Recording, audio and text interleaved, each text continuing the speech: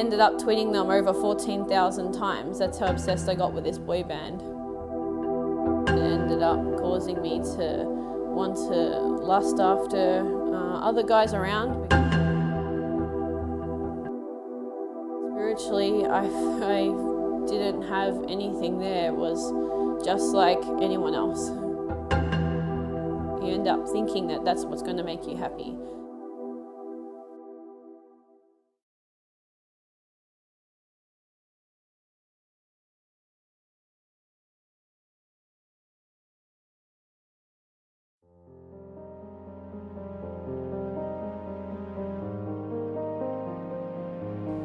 I grew up in a Christian home. I was homeschooled. I grew up in a family of 6, so I have 3 siblings, and we grew up in the country, so I lived in like this area where we had a lot of block of land and got to grow up and be able to experience some things growing up in the country with the fresh air.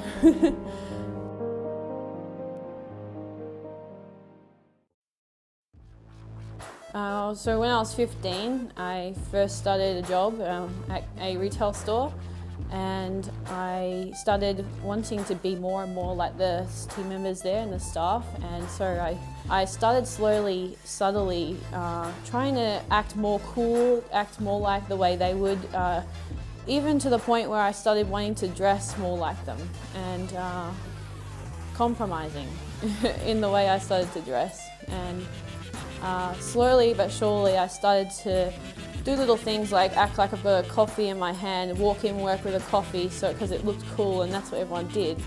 Even though it wasn't a coffee, it was a hot chocolate. Because I don't like coffee, I just still wanted to make it seem like that's what I had because that's what everyone else did.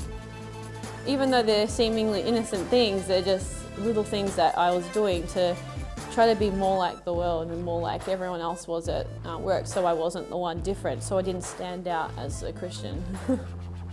One night I was watching TV and these singers came up, a boy band, were One Direction at the time, and I thought they were cute, they seemed to be funny, they seemed like someone to follow and be able to have a laugh. I downloaded everything of them. I ended up being fully obsessed with everything about them. I had every album, every song, knew every lyric to each of their songs that they had. And I ended up being this crazy obsessed fangirl. I ended up tweeting them over 14,000 times. 14,000? Because they don't notice you, so you have to write like, every time if they write something, you quickly write hundreds and hundreds, like as much as you can when they write something to try to get noticed.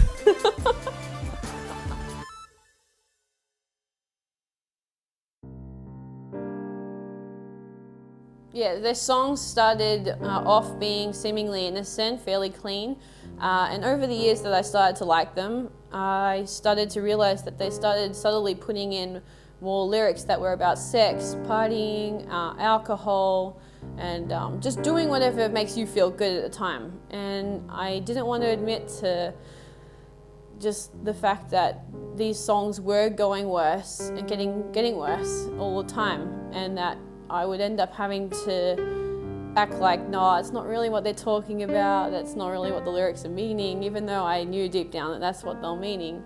I didn't want to give up listening to them because it became such a big part of my life. It became my everything.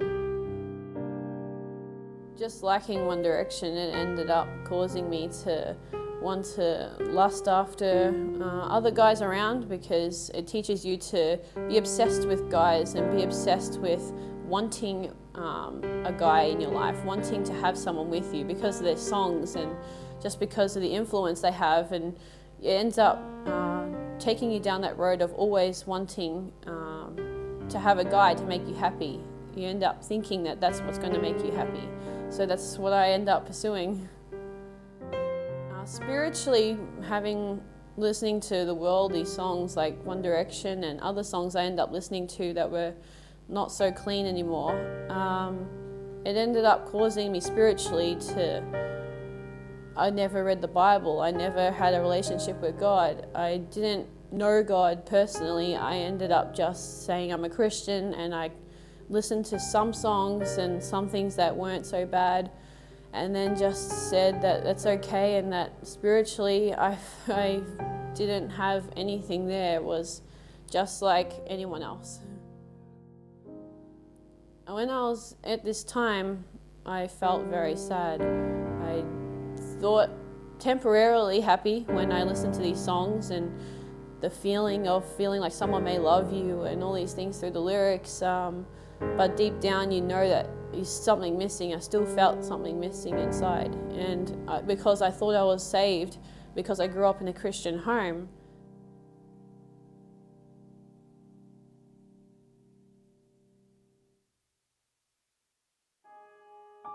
one day when I was talking to someone at church, she shared her experience with me about how she had gotten into music and how it took her down the road of even taking drugs and going down that path. And so it really scared me to think where else this could take me. And so I threw out all my One Direction stuff, deleted all the songs I had downloaded. So I had Christian songs on my phone at this time, and I played that on in my room by myself.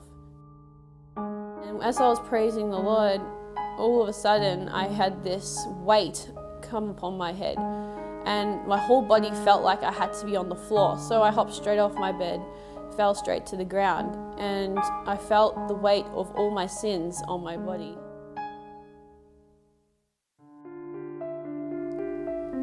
Jesus showed his love for me. It was so strong, it was incredible. I can never explain how special it was to know Jesus' love. I knew I had to repent for my sins. He showed me I had so many sins and I had never repented before. So when he showed me this, I prayed. I just cried out to God and said, Lord, please forgive me for my sins.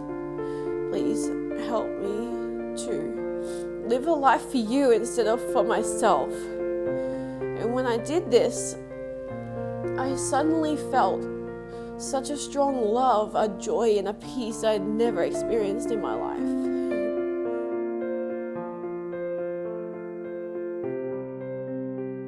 What began to change after my experience that day was that I ended up reading the Bible. I ended up wanting to know God, so I prayed. I ended up wanting an intimate relationship with Jesus, so I ended up seeking Jesus with all my heart. And when I did this, I found him. I ended up finding such a joy and being able to know him, and I wanted to tell everyone. I remember telling my family that same day that something had changed in me, and I remember my family prayed for me that day. So after that, regarding boys, I didn't seek them anymore. I didn't try to look for a guy for my life or to try to be with someone. I ended up trusting God with it and just leaving that as a part of my life where I don't look for someone anymore and let's trust God. And not long after, as soon as I gave that to God, I actually prayed specific prayer that God would bring a man into my life through our church, my church. And when I did this, it was only, I don't think that long, several months, and a man walked in the church, and I didn't know it was him for a while, but eventually it ended up being my husband. God had brought me such a godly Christian man into my life, and that's who I got married to. Now, being married to this man, now I have a baby, and she's such a blessing in my life to have.